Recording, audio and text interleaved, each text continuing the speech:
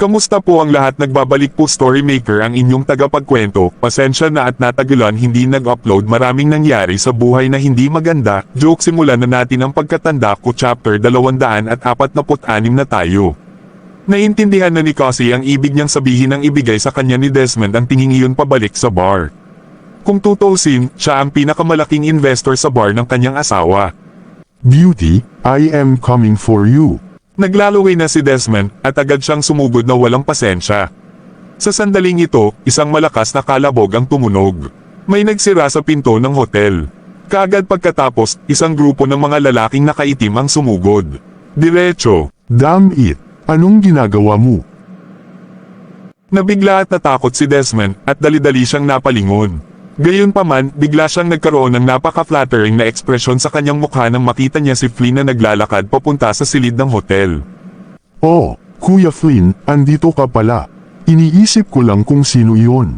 Sinusubukan mo bang magsimula ng hidwaan dahil hindi mo nakilala kung sino ako? Si Flynn ay may napakalaking reputasyon at pangalan sa Mayberry Commercial Street.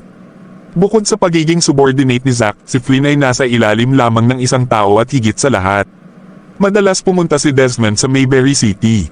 Kaya, paanong hindi niya malalaman na si Flynn ay isang lubhang walang awa at dominanting tao sa Mayberry City? Fuck you, you can just wait to die. Tinabi ni Flynn si Desmond gamit ang kanyang paa. Pagkatapos noon ay tumingin siya kay Cassandra na lasing at tulala sa kama.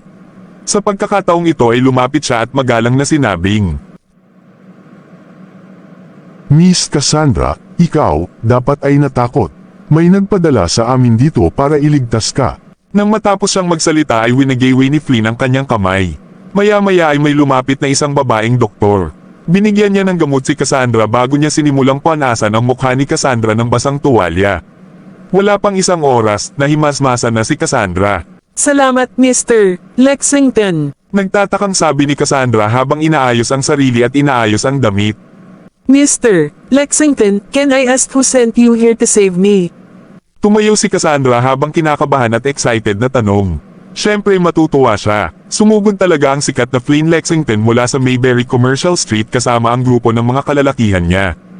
Upang iligtas siya sa kritikal na sandali na ito, si Flynn ay napakagalang sa kanya na may nag-udyok sa kanya na pumunta rito, kaya nangangahulugan lamang ito na ang taong nag-utos sa kanya na pumunta at iligtas siya ay may mas mahalaga at makapangyarihang pagkakakilanlan.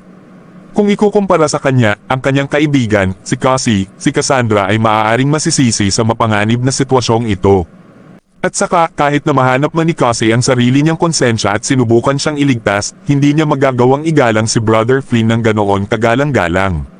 Kaya naman, ito ang unang itinanong ni Cassandra nang mahimasmasan siya. Sumagot si Flynn. Tungkol sa kanyang pagkakakilanlan, wala akong karapatang magsabi o magbigay ng anumang komento. Gayunpaman, sinabi na niya sa akin kung ano ang dapat kong sabihin kung tatanungin mo ako ng tanong na ito. Sinabi niya sa akin na siya ay isang taong gustong maging ordinaryo. Ordinaryong tao kaya ito. Hindi napigilan ni Cassandra ang sarili na mapatalon sa tuwa nang maisip niya ito. Hindi ba't ang isang taong gustong maging ordinaryo ay walang iba kundi ang ordinaryong tao? At saka, wala siyang ibang kilala, makapangyarihan o maimpluwensyang mga tao bukod sa ordinaryong tao sa ganitong paraan, ang lahat ay tila naging perpekto.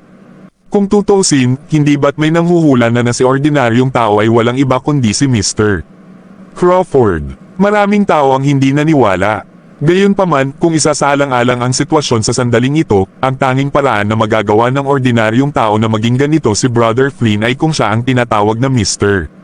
Crawford. Ito ay dapat na ang kaso. Dapat ay dumating din ang ordinaryong lalaki sa bar sa pagbubukas nito ngayon at nakita niya itong binubuli. Kaya, agad siyang tumawag para ipadala ang isang tao dito para iligtas siya. Ito ay dapat na ang kaso. Ang desperasyon at pagkataranta ni Cassandra ay tila tuluyang nawala sa mga oras na ito. Miss Cassandra, binigyan na ako ng mga tagubilin para maibalik ka sa paaralan ng ligtas. Dapat bumalik ka muna. Ang iba naman, ipaubaya mo na lang sa mga subordinate ko ang bahala. Bagamat hindi niya alam kung ano ang relasyon ni Cassandra kay Mr. Crawford, dahil handa si Mr. Crawford na lumabas at iligtas siya, hindi magiging masama na maging magalang siya sa babaeng ito. Hindi maiwasan ni Flynn na isipin ito sa sarili. Okay, Mr. Lexington, can you do me a favor bago ako umalis? Tumango si Flynn sa sinabi niya. Just say it. Pwede mo bang hilingin sa subordinate mo na ipahiram sa akin ang electric baton sa kamay niya? Habang nagsasalita ay malamig na sumulyap si Cassandra sa ibabang bahagi ng katawan ni Desmond. This made Desmond's heart sink to the bottom of his stomach. Ikaw, anong gagawin mo?